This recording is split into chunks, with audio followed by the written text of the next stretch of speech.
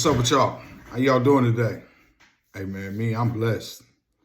As I always say, to wake up sober and go to bed sober and to wake up in your own house is a blessing. You know, through this recovery journey that I've been on, I have met a lot of people that is on the recovery.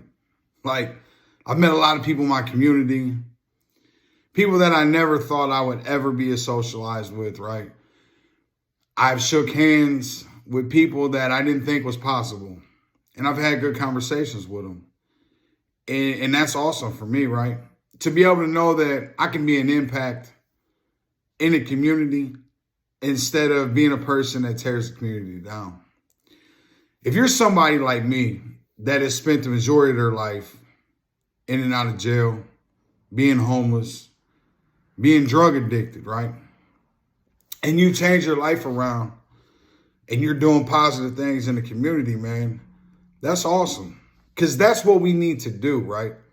We need to take everybody and lift them up instead of tearing them down.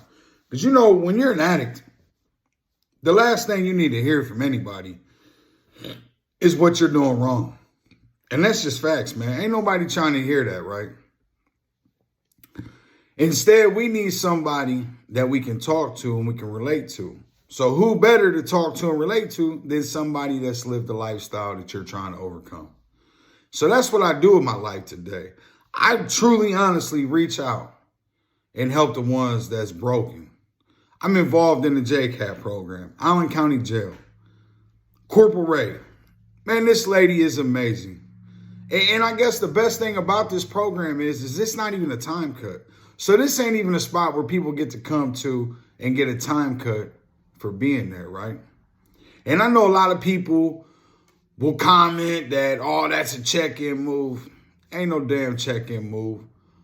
What's crazy is when you decide to change your life around and you leave the streets alone, right? To better yourself and better your family, people want to talk shit. They want to call you a check-in. They want to call you a snitch. They want to do this. They want to do that. But when you live in the streets and you catch a life bit, they want to call you an idiot.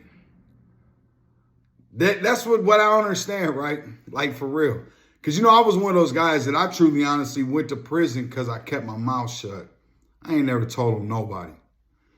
And granted, I ain't did 20, 30 years, but I've done enough, right? I got a total 12 to 13 years in total, man, through all my bids. And that don't make me cool, man. That makes me ignorant. Because, you know, when I went to prison and I chose the streets in my neighborhood over my own son. So while I was in prison, my son was being raised by the streets and his mama. Now, his mama did a hell of a job, right? My son's a hell of a man today. And it ain't because of me. It's because of his mama. His mama done that for me. But see, she did things that I was supposed to do. And it took me a long time to realize I wasn't being a man. Now, I talk to my son all the time now. We have an excellent relationship. I truly, honestly love my boy, man. I really do. And he loves me today. But I should have been there. But because of my addiction, I wasn't, man. I truly was not there. I didn't know how to be there. Only thing I knew how to do was feed my addiction, man. To be irresponsible. Because when we're in addiction, we don't have no responsibilities. We truly don't. The only responsibility we have is doing what it is that we have to do to get high, feed our substance. And that's just the way it is, man. And that sucks, man. But we get caught up in it. And when we get caught up in it, we live it. And then when we start living it, we gotta reap the consequences of our addiction. And a lot of times that's prison, being homeless, burning every bridge you ever walk across. And ultimately, the worst consequence behind it is death. Now, I've experienced overdoses, a few of them. I've overdosed in a rehab before. This rehab was off the chain, man. I'm talking cats in there getting it in, right? And if the bed was full, they just let you go outside to the yard in front of the building, man. Maryhaven is what it was, Columbus, Ohio, man. Like I'm telling you, man, this place was off the chain. They was in there fighting, getting high. Dudes cracking girls. I mean, it was off the chain, man. And obviously, I didn't get sober there. I couldn't get sober in no rehab facility. I didn't even get sober when I went to prison. It was this last go around that I just decided, like, man, I don't want to live this way no more. I truly, honestly don't, man. Like, there has got to be a better way in life. And I found it. I really did, man. And let me tell you something. When I first came home, I didn't want to be sober. I just didn't want to live that life no more, right? So I just told myself, if I quit doing drugs, maybe I can have something. So I started being sober. It sucked at first. It really did. I wanted to sit around, smoke some weed, crack some different girls. Just came home. I had no responsibilities.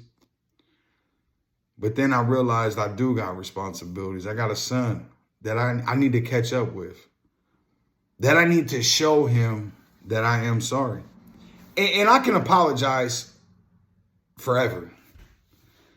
And it doesn't mean as much as it does when you show somebody you're sorry with your actions. And that's what I do.